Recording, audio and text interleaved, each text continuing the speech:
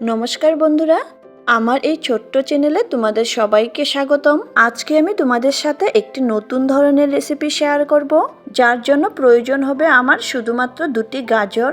গাজর দুটির খোসা ছাড়িয়ে নিয়ে এইভাবে পাতলা পাতলা করে কেটে নিচ্ছি। আমি এখানে একটু কম করেই বানাচ্ছি, তাই দুটি গাজরই নিয়েছি। তোমরা যদি একটু বেশি পরিমাণের বানাতে চাও তাহলে গাজরের পরিমাণ বাড়িয়ে নিতে পারবে। আমি তো বলবো একটু বেশি পরিমাণেই বানাবে, কারণ এটা খেতে এতই স্বাদ হয় যে বাড়ির সবারই আফসোস থেকে যায়। সবারই মনে হয় আর একটু বেশি খেতে পারলে ভালো হতো। গাজরের স্লাইসগুলো কেটে নেবার পর বাউল একটির মধ্যে তুলে নিচ্ছি। এদিকে সসপ্যান একটিতে জল গরম করে ফুটন্ত জলের মধ্যে গাজরের টুকরোগুলো দিয়ে দিলাম। এবার ঢাকা দিয়ে মিডিয়াম ফ্লেমে গাজরটুকু সেদ্ধ করে নিব। 7-8 মিনিট পর ঢাকনা খুলে একবার চেক করে নিব। কাঁটা চামচ একটি দিয়ে দেখে নিলাম গাজরগুলো ভালো করে সেদ্ধ হয়ে গিয়েছে। পাতলা করে কেটে দেওয়ায় এগুলো খুব তাড়াতাড়ি সেদ্ধ হয়ে গিয়েছে। তোমরা চাইলে ডুমু করে কেটে নিয়ে কুকারে দিয়েও সিদ্ধ করে নিতে পারবে। এবার গ্যাস বন্ধ করে গাজরের টুকরোগুলো জল থেকে ছেঁকে নিব। তারপর এইটুকু একটু ঠান্ডা হতে রেখে দিব। গাজরটুকু ঠান্ডা হয়ে যাবার পর এইটুকু একটি মিক্সিং জারের মধ্যে নিয়ে নিব। মিক্সিং জারে দিয়ে গাজরের একটি স্মুথ পেস্ট তৈরি করব। গাজরের পেস্টটা স্মুথ করার জন্য আমি 1 চামচ জল দিয়েছি।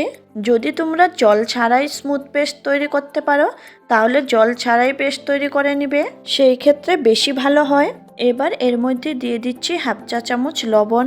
লবণ দেবার পর আমি এখানে নিয়েছি 1 বাটি সাদা আটা। আটার পরিবর্তে তোমরা ময়দা বা কর্নফ্লাওয়ারও নিতে পারবে। প্রথমে লবণটুকু গাজরের মধ্যে মিশিয়ে নিয়েছি। এবার অল্প অল্প করে আটা গাজরের পেস্টের সাথে মিশিয়ে সফট ডো তৈরি করে নিব।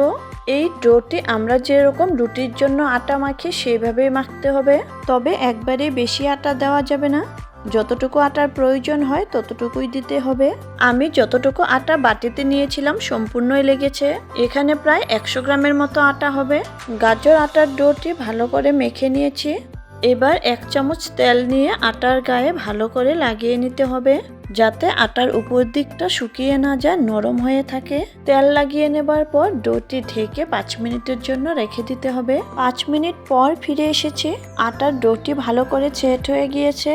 এবার হাতে একটু তেল লাগিয়ে ডোর থেকে ছোট আকারের লিচি কেটে নিব। তারপর গোল করে মাঝখানটা আঙ্গুল দিয়ে এইভাবে চেপে দিব।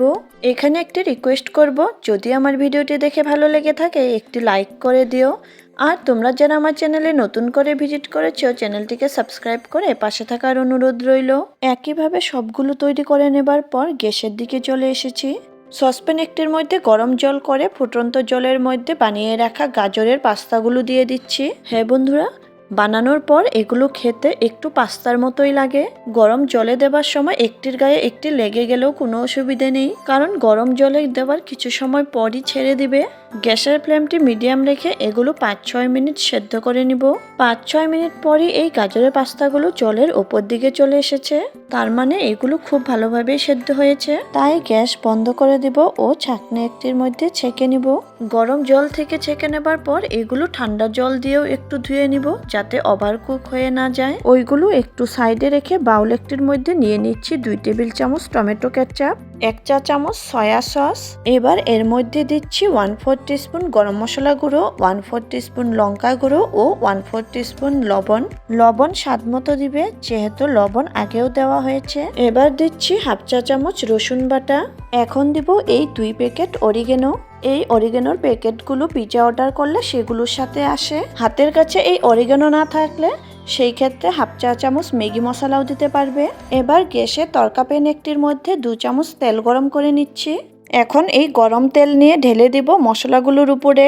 তোমরা চাইলে কড়াইতে তেল গরম করে এই মশলাগুলো দিয়ে নেড়ে নিতে পারবে, তবে কড়াইতে তেল গরম করে গ্যাস বন্ধ করার পর মশলাগুলো তেলের মধ্যে দিতে হবে। তেলের সাথে সমস্ত কিছু মিশিয়ে নেবার পর সেদ্ধ করে রাখা গাজরের পাস্তাগুলো এর মধ্যে দিয়ে দিলাম। এখন এগুলোর মধ্যে সমস্ত মশলা ভালো করে লাগিয়ে নিব।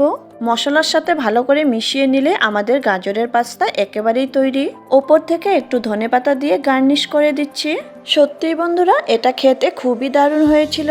আশা করছি একবার হলেও ঘরে বানিয়ে ট্রাই করবে। তাহলে আজকের মতো আসি, আবার আসবো নতুন কোনো রেসিপি নিয়ে। ততক্ষণের জন্য বাই অ্যান্ড টেক কেয়ার।